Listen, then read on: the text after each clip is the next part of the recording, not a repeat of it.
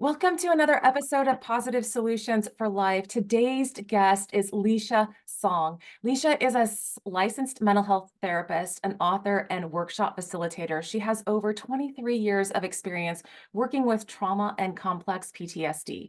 With her intuitive gifts, education, and experiences, Lisha has been guiding people towards transformative healing and evolution. She has been integrating the mental, emotional, physical, and spiritual aspects of self to help folks experience a more robust healing journey that not only infuses self-empowerment, but also self-love and intuitive guidance. She published her first book last year entitled Love What Hurts, a guide for healing emotional wounds and following your intuition. In this book, Lisha shows you how to gently befriend the wounded parts of self through the wisdom of the body and with the energy of curious compassion so you can live from a more authentic, intuitive presence. So welcome to the podcast, Lisha. Thank you. Thank you, Peggy, for having me. Yes, it's a pleasure. I am excited for our conversation. And with that, can you start by sharing just a little bit more about you, your personal journey, and how it has led to where you are today? Right. So my personal journey, as I talk about in my book, there's childhood trauma. And then when I was in my early 30s, around 31, age 31, 32, I was on this, I wanted to get pregnant. And my childhood trauma is sexual abuse by my father. And on this, attempt of getting pregnant, I'd gone a whole year. And physiologically, my cycle was always regular and, quote unquote normal. But I couldn't get pregnant. And so after about a year of trying, and when you're in your 30s, providers want to sort of get a lot of fertility tests done and talk about other options. And financially, that really wasn't in our wheelhouse at that time. Mhm. So I had a dream one night because I was just like, it doesn't feel like I need to be that quite that invasive. So, Mhm. I was just wondering what was going on. And I had a dream one night where I was visiting my father. Now, at this point in my life, I hadn't spoken to my father in over 10 years, no relationship there. But in this dream, I was visiting him in the hospital where he was dying. And I presented him with a letter of forgiveness, basically. And it didn't really feel like me in the dream. It was me, but now looking back on it, it was this higher version of me, a higher self, my higher self, or you know, the soul of me, Mhm. presenting this letter of forgiveness, this letter of love to another soul who was suffering and dying. Mhm. And I woke up from that dream and I thought, whoa, there's something about this pregnancy journey and my father. Mhm. And I made that decision, and it just dawned on me in that moment that I needed to go see him after 10 years of no contact. I just felt like there was a connection here. Mhm. So, and everyone around me thought that was not a good idea. Like, why would you do that? And I go, it just Yeah. feels like it's part of this journey and I'll be Mhm. fine. Mhm. Um, my mother insisted on going with me, and they had been divorced about 10 years. So she came with me, and he at the time was had a lot of severe health conditions, emphysema, type 2 diabetes. He was in a wheelchair. He was, poor, impoverished, and not doing so well. And so he was living in this sort of rehabilitative group home Mhm. with other men, and we went to go visit him there. The visit maybe lasted 20 minutes. In that time, I realized he is still stuck in his own childhood trauma. Mhm. Um, his dad died when he was 9, and then a year later, his mother abandoned him to a boys' orphanage Mhm. where he was physically and sexually abused. And he's had a rough go of his adult life ever since. Mhm. And in that meeting with him, I did get a sense of like, okay, I am not where he is. I have done my inner work, I have done my healing, and I don't hold any resentment about my past. But even after that meeting, on the way to the car, he did yell out, and it was like the most adult tone I had heard for that 20 minutes of meeting with him, he did yell out across the parking lot, Lisha, I am sorry for everything. And, maybe that for a lot of people, that would have been like, oh, wow, that's Uh-huh. amazing. But honestly, he had apologized a few times before, Mhm. and, behaviors didn't change. So I just, acknowledged what he said, Mhm. and still left with some confusion about why I even did that. Like, why did I have to do that? What does this have to do with my Mhm. pregnancy journey? And then I was reading in Dr. Christiane Northrup's book, Women's Bodies, Women's Wisdom, Mhm. about she was an OBGYN for like 30 years before becoming a naturopath. Um, she said that most of her patients who had problems with their reproductive systems usually had history of sexual abuse. And that was a light bulb moment for me, because I didn't realize at the time that our bodies hold on to the trauma. Mhm. That was a Yeah. so Yeah. so Well, that is so kind there's of that. a lot of people don't know that. Right, right. And I think it's getting more and more attention, and more Yeah. there's more knowledge today for sure. Yeah. But 20 some odd years ago, it really Mhm. wasn't that well known. And Yeah. but um and then ladies at work, women at work are always, or women in general, are quite resourceful, and I was sharing about my pregnancy troubles, and they said, oh, you need to go to this craniosacral therapist in town, she gets all the girls pregnant. So I was like, okay. And I made an appointment. So I saw my dad. I read that piece in the book. And Mhm. then I made an appointment for the craniosacral therapy. And I came in, and I didn't even tell her my story about trauma. I just wanted to just get on her table and see what she could do. Mhm. And all I told her was I was having trouble getting pregnant. It's been over a year. She got me on her table.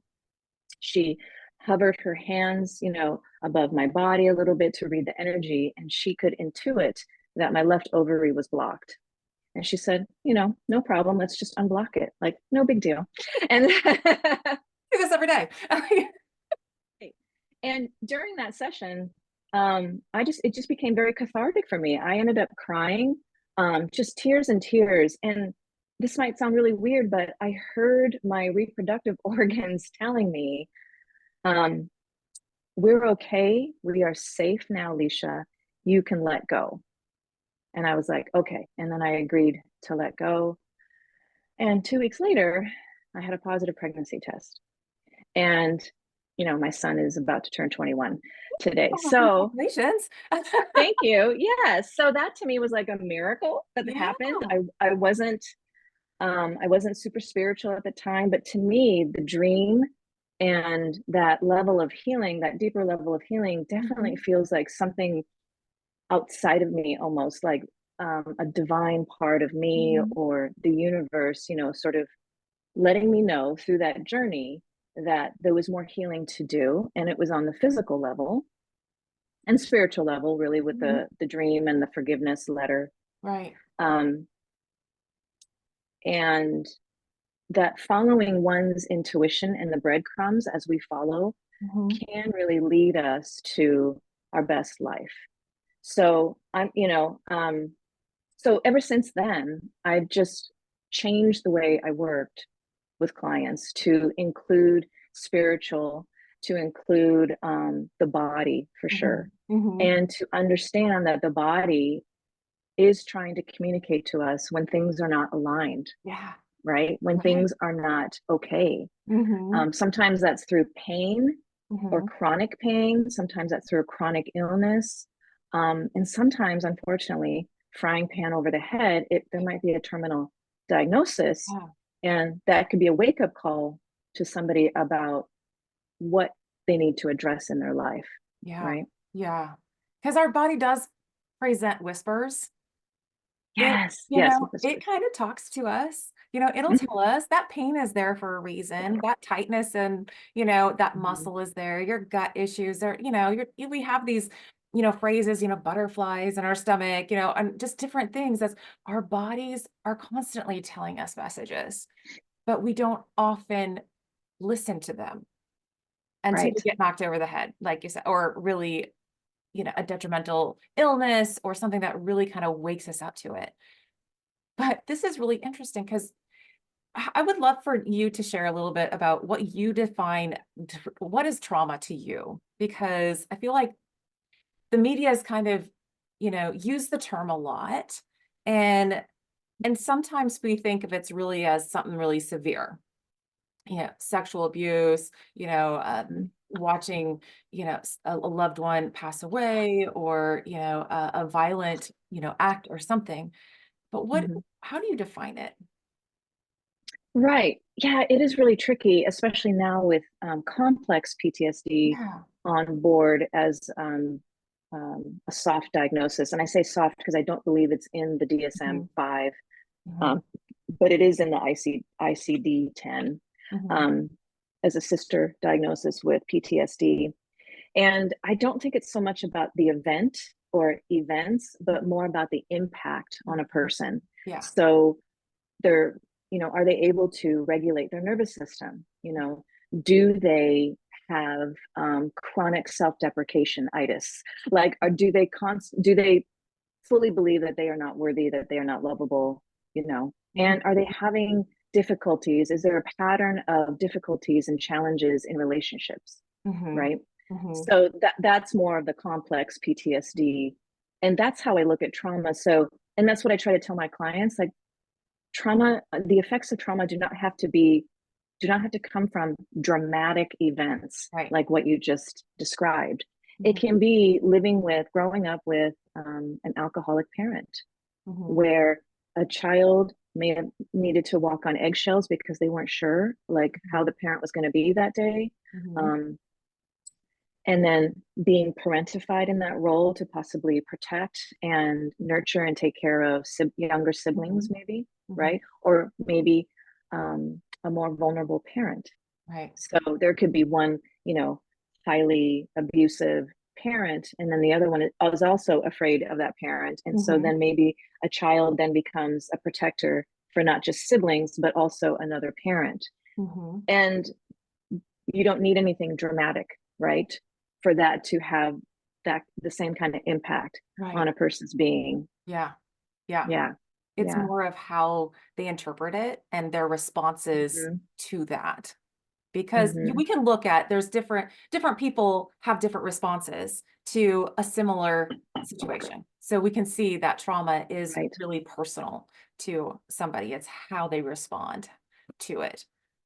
Right. Right. 100%. And the folks who have gone through very dramatic, traumatic events may not develop PTSD Mhm, because they have this foundation of being unconditionally loved, knowing that they're worthy, and some resiliency. And mhm. I've only seen that barely a handful of times in Yeah. my practice, but it is fascinating Yeah. when somebody comes in, somebody in their early 20s who experienced living on their own for the first time and experienced an apartment fire Oh. and lost their roommate in their fire because they had a solid foundation from their upbringing of Mhm. feeling unconditionally loved and supported and accepted as who they are 100%.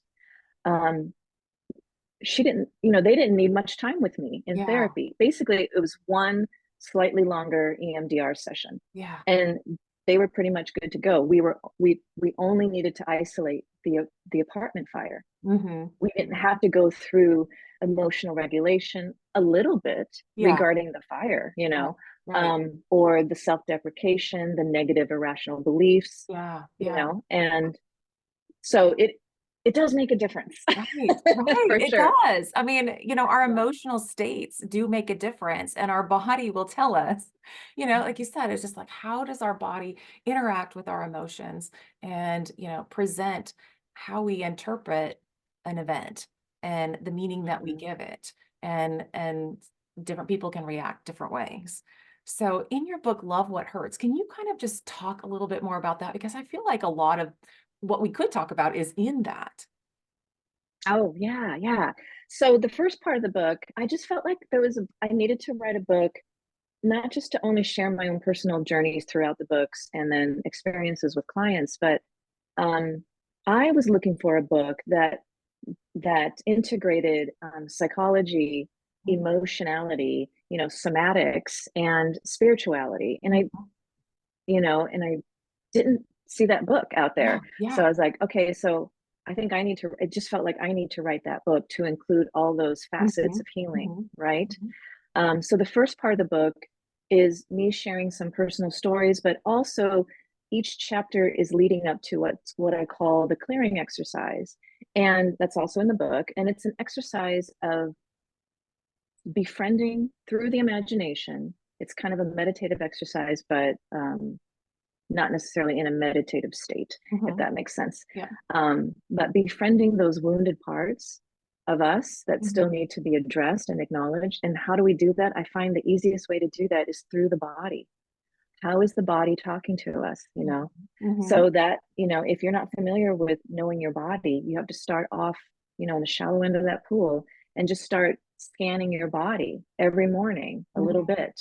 Just what am I feeling in my body? Is it Right. completely neutral? All that stuff. Yep. So that's the first half of the book.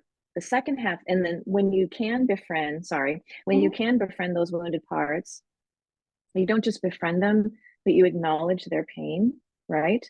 And then you make an offering to them that you are going to learn how to address the pain. You're going to learn how to protect them from now on, how Mhm. to nurture that part of you from now on. Because when trauma happens, especially if it happens to the body on some level, Mhm. um, we tend to grow up and not allow ourselves to feel the body, Mhm. right? Yeah. Yep. And the society conditions us to do that anyway, so it actually makes it easier to Yeah. do that. And Yeah. so so then we don't even know what the body is saying to us. Mhm. I definitely, you've heard those stories of pregnant women who don't even know they're pregnant until Yeah. their third trimester.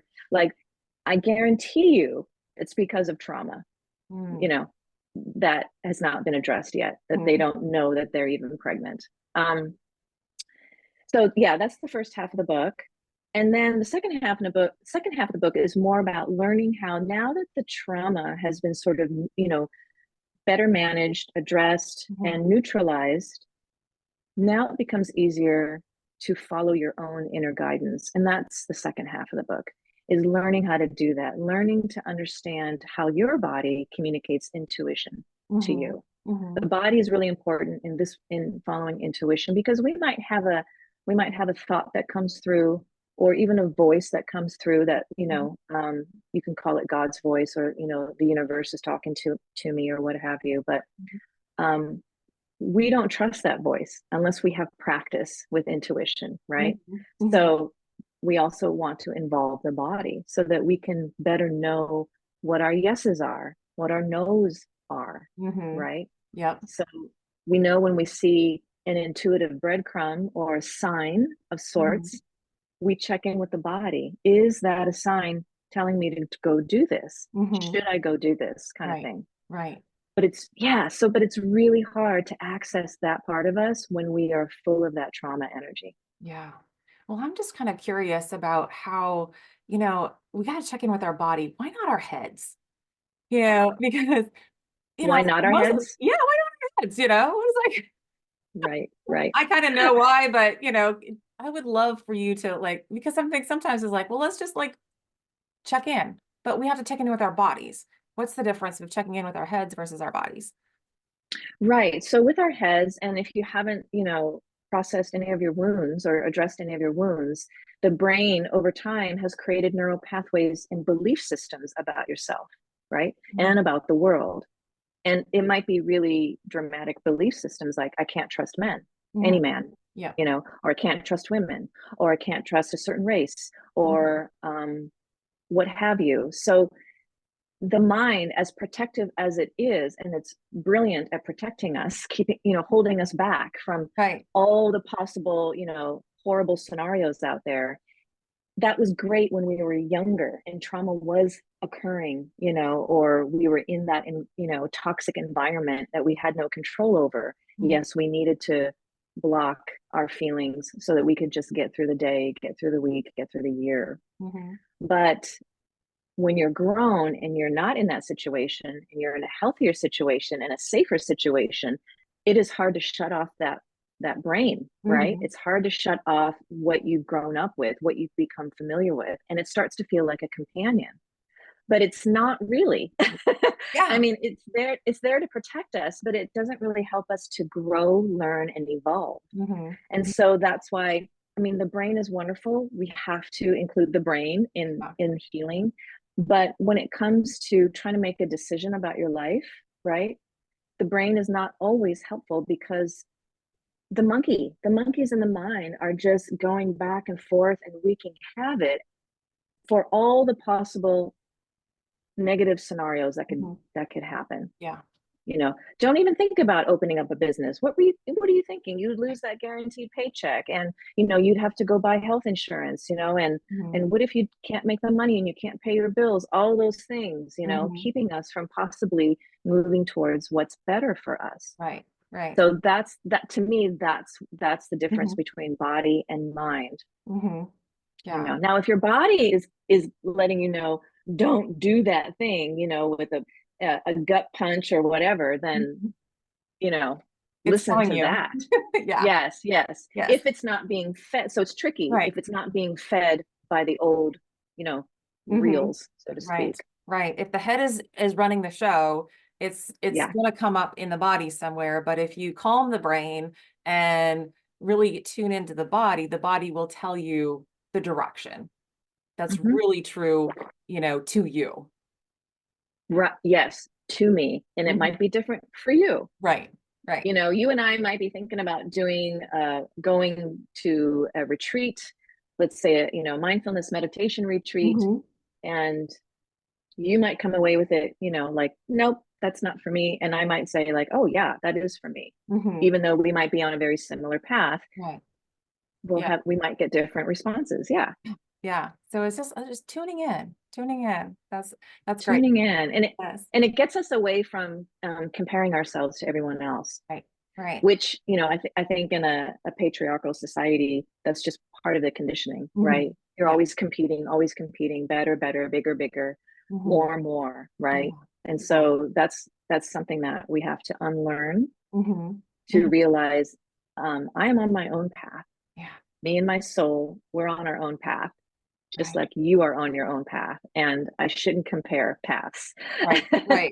Because they could be similar, but they may not be Similar, the same. yes. And Right. you might have different lessons to learn on your path than Yeah. I do on mine, which Yeah. is why our paths are different. Yes, exactly, exactly. Mhm. So, I'm a former therapist as well, and so I also dealt a lot with the mental, emotion, and the physical. I didn't necessarily tie in as much spiritual as you have, but so can you kind of share a little bit of how you think or why you think conventional talk therapy, is maybe not as efficient in healing trauma because of the idea, I think, of the spirituality piece?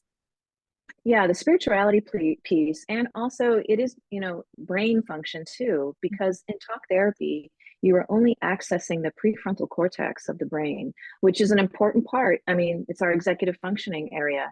However, it is not the part that feels Mhm. anything, Yeah, really. yeah. And so you're talking about it, and this is why people feel like, okay, I've been going to therapy for years, and I talk about my trauma, but I don't feel any different about it, and Mhm, I still feel stuck, and I mhm, still feel dysregulated because when trauma happens to us, it happens to us on a sensory level, right? yep, Emotionally, physically, we are impacted by trauma, by a dysfunctional, toxic family environment. We are impacted by that on a sensory level. So the healing has to happen on a sensory level. mhm, Not that we ignore the prefrontal cortex, but the majority of the healing is accessing your emotions, the somatic, you know, messages from your body. mhm, And then how I bring in spirituality, it's not about religion.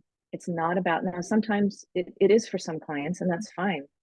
But like, let's bring in other support systems through your imagination so that you can feel, because a lot of the healing work I do, I'm using client imagination, mhm, right? mhm, So let's imagine, you know, the spirit of you know, your grandfather who died is supporting you right now as you're healing this wound from childhood, you know. mhm, Or let's imagine, you know, that Mother Mary is with you right now, nurturing you through this pain. Hmm. And there is just something kind of special. There's just something special and just a little bit magical Yeah. when spirit is involved in the Hmm. healing process. So I Yeah. feel like those, those four things: mental, emotional, spiritual, physical.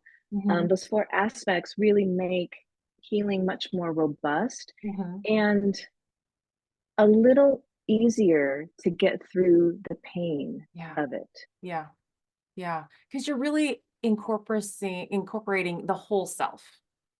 Because Yes, yes. and instead of just like, the prefrontal cortex, just the top part of the brain and ignoring the rest, you know, we work well in a world that we use all of our senses and Yes. incorporate them. And so it would be just beneficial to incorporate all of those into therapy to help us move forward to be able to heal Mhm, whatever it mhm, is that we need to heal.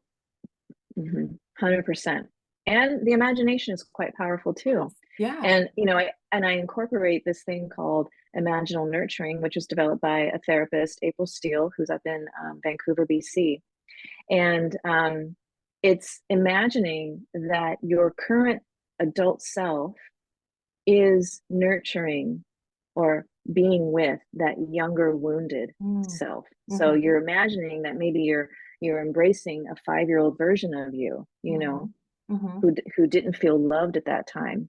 So yes, we cannot change the past events, but we can change the emotional wiring and impact Mhm. that that past, had on a person Mhm. through imaginal nurturing.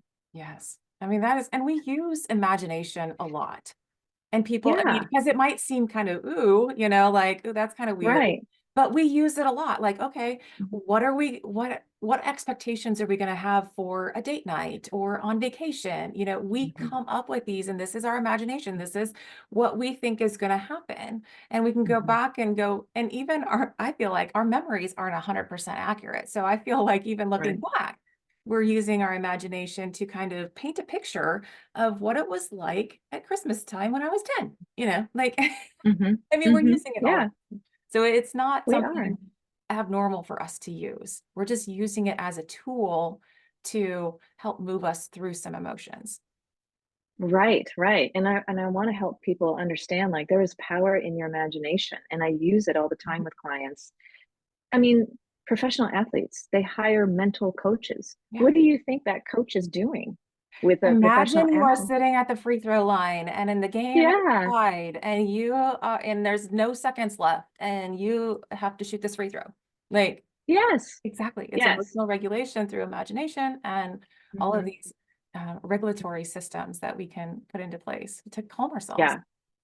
Right. It's an untapped power It for is. sure. It is. Yeah. Where can people find out more about you, your book, just if they're interested?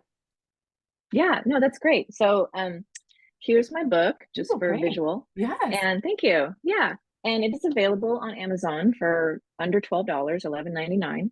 Um, and how you can find me, my website is sacredhealingplacetacoma.com. I'm in Tacoma, Washington. So, and I'm on social media. So I'm on Instagram at Sacred Healing Place. I'm on Facebook at Sacred Healing Place Tacoma. So I will put um, those yeah, in the show notes so people can easily access those if, okay, are doing that. So yeah, great. that's great. So as we wrap up today, is there like a thought or a quote that you would like to leave the listeners with? Yes. Um, you can never go wrong with some self-love, with a little self-love. You cannot go wrong. And I'm not talking about ego stuff. Mhm. I'm talking about real self-love. It never steers you in the wrong direction. Yeah, we need more of that time to take Yeah. to love ourselves. Um, Yeah. we can love you more than you love yourself. That's what I always say. I don't know, but we just Hmm. need that. We need to love ourselves more. So thank you. Thank you. And we'll do that Yes. and we You're can welcome. heal ourselves. Yes. Thank you for having me on your Thank you for podcast, Peggy. joining me today. It's been a pleasure.